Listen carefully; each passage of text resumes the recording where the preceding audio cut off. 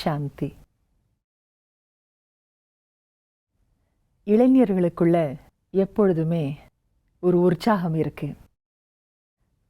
அவர்களுடைய உடல்லையும் சக்தி இருக்கு, மனதிலும் ஊக்கம் உற்சாகம்ங்கிற சக்தி இருக்கு. தான் நினைப்பதை அடைய வேண்டும் என்ற அந்த வேகம் உண்டு, அதில் ஆர்வமும் உண்டு.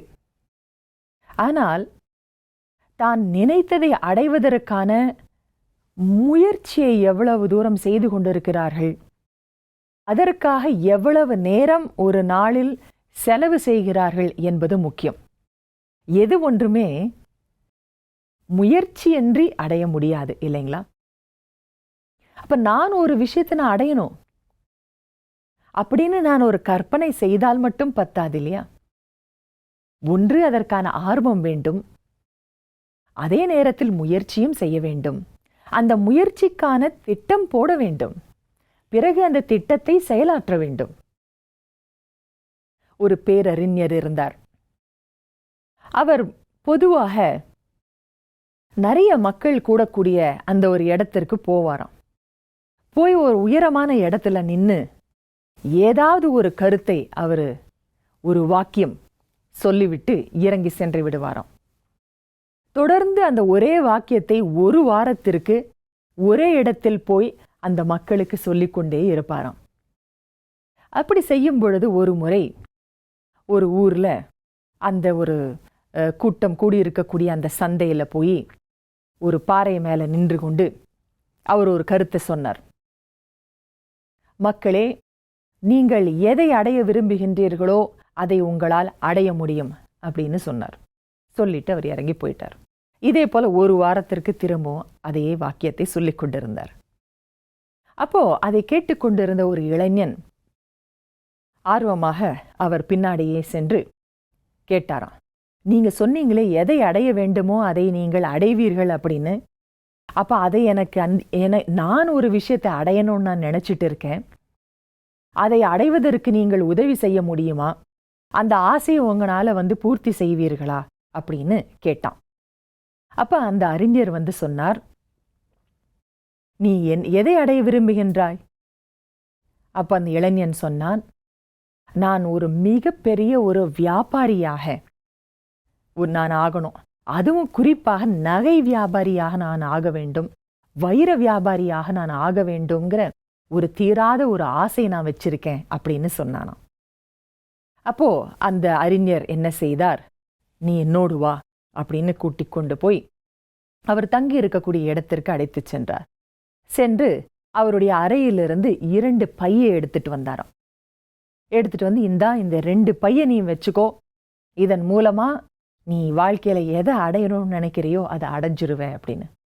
அப்போ அந்த ஒரு பையில அவர் சொல்றாரு, பெரிய ஒரு வைரம் இருக்கு. என்னன்னு பார்த்தா அதுல நேரம் அப்படின்னு ஒரு காகிதத்துல எழுதி இருந்தது. இன்னொரு பைய கொடுத்தார், இதுல மிகப்பெரிய ஒரு சக்தி வாய்ந்த முத்து இருக்கின்றது அப்படின்னு சொல்லி அந்த பைய கொடுத்தார். அதுக்குள்ள என்ன இருக்கு அப்படின்னு பார்த்தா தைரியம்னு ஒரு வாசகம் இருந்தது.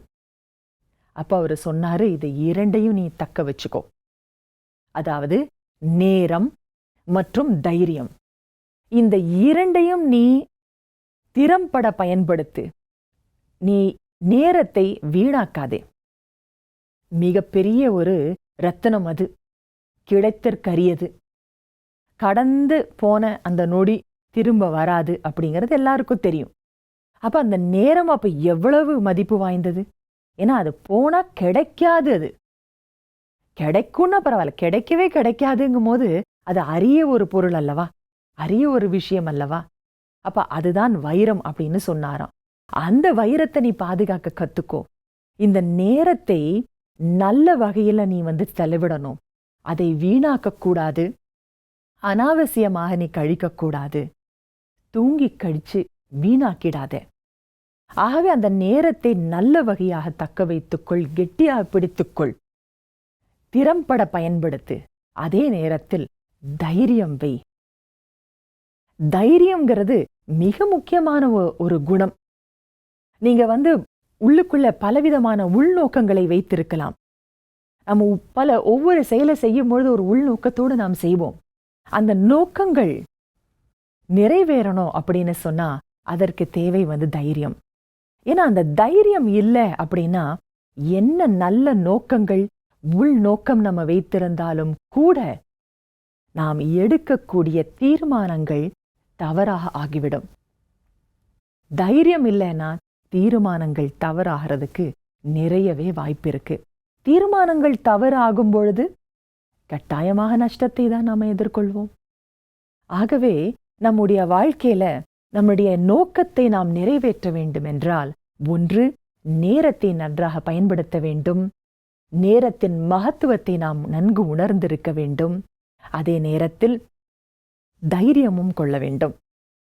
மனசுல பலவிதமான ஒரு பயங்கள் இருந்தாலும் கூட அதை கடந்து தன்னுடைய ஒரு அடியை எடுத்து வைப்பதற்கு பெயர்தான் தைரியம்ங்கிறது.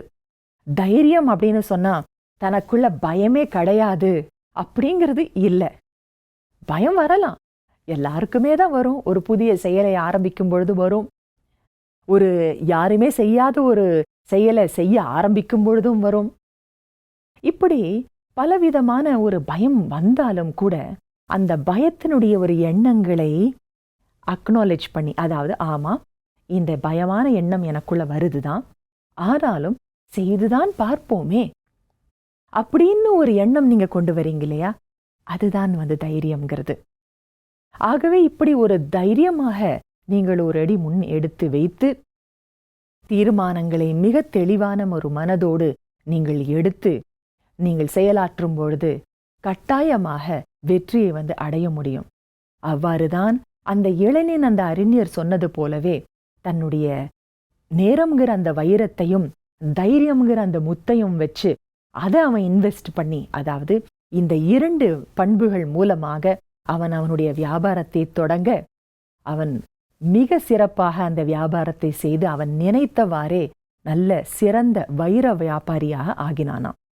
இவ்வாறு வாழ்க்கையினுடைய இந்த 2 பொக்கிஷங்களையும் நம்ம மனசுல நினைத்துக் கொள்வோம், வைத்துக் கொள்வோம், தக்க வைத்துக் கொள்வோம். நேரத்தை நாம் மகத்துவத்தை புரிந்து கொண்டு அதை நன்கு பயன்படுத்துவோம். தைரியமாக முன்னேறி செல்வோம். நம்முடைய அனைத்து எண்ணங்களும் கனவுகளும் நம்முடைய உள்நோக்கங்களும் விருப்பங்களும் கட்டாயமாக நிறைவேறும் என்பதில் சந்தேகமே இல்லை.